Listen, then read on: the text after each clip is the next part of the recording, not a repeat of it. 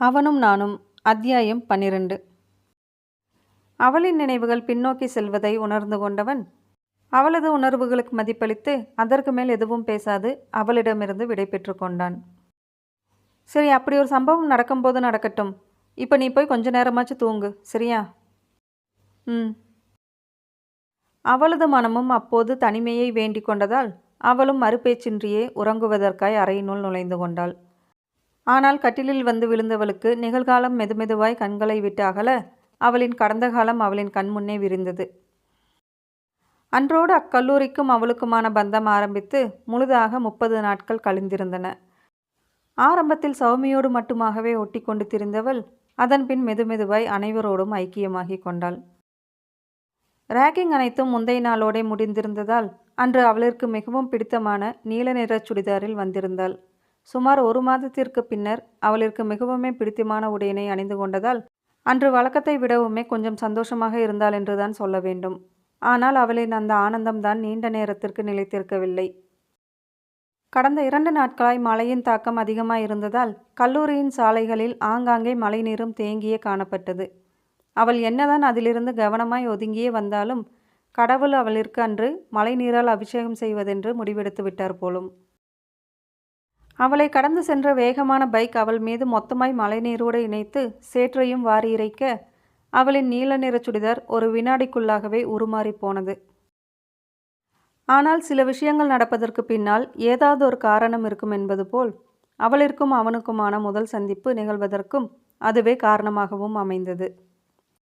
கீர்த்தனாவோ தன் சுடிதாரின் கோலத்தை கண்டு கலங்கி நிற்க சௌமியோ அவளின் நிலை கண்டு விழுந்து விழுந்து சிரிக்க தொடங்கிவிட்டாள். ஹஹா, இப்போதான் உன் சுடிதார் பார்க்கவே ரொம்ப அழகாயிருக்கு. அந்த பைக்காரனுக்கு தான் நன்றி சொல்லணும். சொல்லுவடி சொல்லுவ. இப்போ என் சுடிதாரில் இருக்கிற சேற்றை உன் சுடிதாருக்கு பூசினேன்னு வெய்யே, அப்போ சொல்லுவ. அடிப்பாவி, நீ செஞ்சாலும் செய்வ என்றவாறே அத்தோடே தன் சிரிப்பினை நிறுத்தி கொண்டவள், சரி சரி வா, சீக்கிரமாய் போய் கழுவலாம். அந்த பைக்காரன் மட்டும் என் கையில் கிடைக்கட்டும். அப்போ இருக்கு அவனுக்கு. அவன் சேற்றை அடிச்சுட்டு போனதை கூட மன்னிச்சிடுவேன். ஆனால் அதுக்கப்புறம் திரும்பி நக்கலாய் ஒரு சிரிப்பு சிரிச்சான் பாரு, அதைத்தான் என்னால் மன்னிக்கவே முடியாது. அது சரி, இவ்வளவு பேருக்குள்ளே நீ அவனை தேடி கண்டுபிடிச்சி திட்ட போறியாக்கும். அவன் முகத்தை என்னவோ தெளிவாய் பார்க்க விடாமல் அந்த ஹெல்மெட் காப்பாத்திடுச்சு. ஆனால் அவனோட பைக் நம்பரைத்தான் நான் தெல்ல தெளிவாய் பார்த்து வச்சிருக்கேனே. ஒரு நாள் இல்லை ஒரு நாள் என்கிட்ட மாட்டாமலா போயிடுவான். அது சரி, நீ ஒரு முடிவோட தான் இருக்க போல. ஏதோ தெரியாமல் சிரிச்சு வச்சுட்டான், அதை அப்படியே விடுவியா? அதை விட்டுட்டு அவனை தேடி பிடிச்சி திட்ட போறாளாம். எல்லாம் தெரிஞ்சுதான் நக்கலாய் சிரிச்சுட்டு போனான். ஆமாம், நீ எனக்கு ஃப்ரெண்டா இல்லை அவனுக்கு ஃப்ரெண்டா? ஆமாம் தாயே, ஏதோ தெரியாமல் அவனுக்கு சப்போர்ட் பண்ணிட்டேன், ஆளை விடு என்று அவள் அலமாட்டாத குறையாய் கையெடுத்து கும்பிடவும் அப்போதைக்கு சமாதானமாகி கொண்டாள் கீர்த்தனா. கதைத்தவாறே நீர்க்குழாய்கள் பூட்டப்பட்டிருந்த பகுதியினை நெருங்கி விட்டிருந்தவர்கள் அப்போதுதான் அதில் தொங்கவிடப்பட்டிருந்த போர்டை கவனித்தார்கள். ஹே, என்னடி இது, தண்ணீர் 2 நாட்களிற்கு வராதுன்னு போட்டிருக்கு. இப்போ என்னடி பண்ணுறது? கடவுளே, ஏன் இப்படி எனக்கு மட்டும் சோதனைக்கு மேல் சோதனையாகி கொடுக்குற? வேறு வழி இல்லை, உன்கிட்ட இருக்கிற தண்ணியில் அட்ஜஸ்ட் பண்ணி கழுவு. அப்புறம் லஞ்ச் டைமுக்கு வீட்டுக்கு போய் ட்ரெஸ்ஸை மாற்றிட்டு வந்துடலாம். கொண்டு வந்த தண்ணீரில் இயன்ற வரைக்கும் கரையினை அகற்றி கொண்டிருந்தவளின் முன்னால் தண்ணீர் பாட்டிலை நீட்டியவாறு அவளுக்கு தன் முதல் அறிமுகத்தை கொடுத்து கொண்டான் அவன். இதையும் வாங்கிக்கோங்க, உங்ககிட்ட இருக்கிற தண்ணீர் பத்தாதுன்னு நினைக்கிறேன். உண்மையிலேயே அவளுக்கு அப்போது இன்னும் கொஞ்சம் நீர் தேவைப்பட்டதால் நன்றி கூறி அதை மறுக்காமல் வாங்கி கொண்டாள். யார்டி அவன்?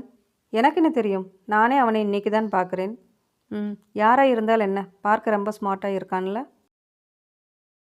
இப்போ இது ரொம்ப முக்கியம், கிளாஸுக்கு டைம் ஆச்சு, வா போகலாம் என்று அவளை இழுத்து கொண்டு விரிவுரை மண்டபத்தை நோக்கி விரைந்தாள் அவள். விரிவுரைகள் முடிந்து லஞ்ச் டைம் வந்ததுமே இருவருமாய் வீட்டிற்கு செல்ல தயாராகிவிட்டனர். ஹே, நமக்கு 1 மணி நேரம் தான் டைம் இருக்குது, அதுக்குள்ளே போயிட்டு வந்துடணும். அதெல்லாம் சீக்கிரமாகவே வந்துடலாம், வீடு பக்கம்தானே. அவர்கள் இருவரும் கதைத்தவாறே வாசலை நோக்கி வரவும் கீர்த்தனாவின் பார்வைக்குள் காலையில் சேற்றை வாரி இறைத்த அந்த பைக்கிற்கு சொந்தமானவனும் சிக்கி கொண்டார்கள். என்னைக்காச்சும் ஒரு நாள் மாட்டுவான்னு நினைச்சேன், பரவாயில்லையே, பயவுள்ள இன்னைக்கே என்கிட்ட மாட்டிக்கிட்டானே. யாரடி உன்கிட்ட மாட்டிக்கிட்ட இப்போ? வேற யாரு? எல்லாம் காலையிலேயே எனக்கு அபிஷேகம் பண்ணிட்டு சிரிச்சு வச்சவன் தான். எங்கடி? அதுவும் அங்கே பாரு, பெரிய துரை மாதிரி நிற்கிறதை, இன்னைக்கு அவனை ஒரு வழி பண்ணாமல் விடமாட்டேன் என்றவாறே அவள் அவனை நோக்கி செல்லவும் அவளின் கரத்தினை பிடித்து தடுத்து கொண்டாள் சௌமி. ஹே கீர்த்து, நமக்கு எதுக்கடி இந்த வம்பெல்லாம்? பேசாமல் வா, வீட்டுக்கு போய் ட்ரெஸ் சேஞ்ச் பண்ணிட்டு வந்துடலாம். அதெல்லாம் முடியாது, அவனை 4 வார்த்தை திட்டினால்தான் என் மனசு ஆறும் என்றவாறே சௌமியிடமிருந்து தன் கையினை விடுவித்து கொண்டவள் வேகமாய் சென்று அவன் பின்னே நின்று குரல் கொடுத்தாள். Hello mister. அவளிற்கு முதுகு காட்டியவாறு நின்று கொண்டிருந்தவன் அவளது கோபமான அழைப்பில் அவள் முகம் நோக்கி திரும்பினான். எஸ், என்னையா கூப்பிட்டீங்க?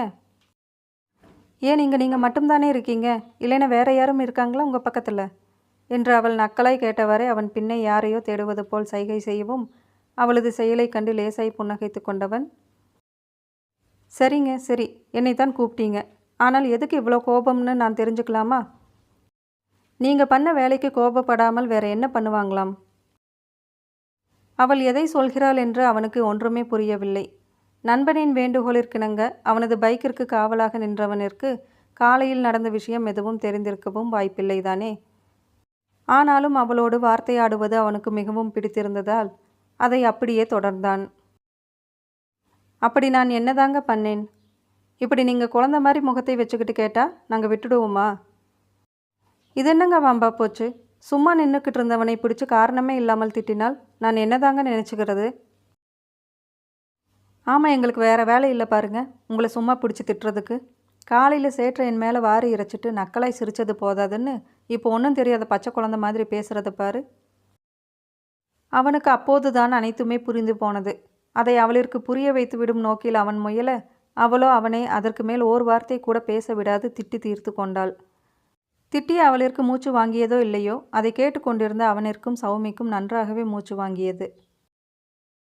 இங்கே பாருங்க மிஸ்டர், ஏதோ நானாக இருக்கப்போ இதோடையே விட்டுடுறேன். இனிமேலாச்சும் ரோட்டில் போகிறவங்களையும் கொஞ்சம் கவனித்து வண்டியை ஓட்டுங்க, புரிஞ்சுதா? நல்லாவே புரிஞ்சுது மேடம் என்று அவன் பவ்யமாய் தலையை ஆட்டி கொண்டிருக்கவும் அந்த பைக்கிற்கு சொந்தக்காரனான அசோக் வந்து சேர்ந்தான். டேய் கிறிஸ், ரொம்ப தேங்க்ஸ்டா பைக்கை பார்த்துக்கிட்டதுக்கு. அப்படியே ஈவினிங் லெக்சர்ஸ்க்கு நான் வரமாட்டேன், எனக்கான சைனையும் நீயே வச்சுடு, பாய்டா என்றவாறே அவன் பைக்கில் வேகம் எடுத்து செல்லவும் சென்றவனையே வைத்த கண் வாங்காமல் பார்த்து கொண்டிருந்தாள் கீர்த்தனா. கீர்த்து, இப்படி சொதப்பிட்டியடி என்று அவள் தன்னைத்தானே நொந்து கொண்டு மெதுவாய் அவனது முகத்தினை நோக்கினாள். அவனோ அதுவரை நேரமும் அடக்கி வைத்திருந்த சிரிப்பினை மொத்தமாய் முகத்தினில் பூசிக்கொண்டவாறு நின்றான். அப்படின்னு அது உங்கள் பைக் இல்லையா? அப்பாடா, இப்பயாச்சும் இந்த கேள்வியை என்கிட்ட கேட்டிங்களே. ரொம்ப சாரி, நீங்கள் தான் காலையில் அப்படி பண்ணதுன்னு நினச்சிக்கிட்டு ரியலி சாரி, தப்பாக நினச்சிக்காதீங்க ப்ளீஸ்.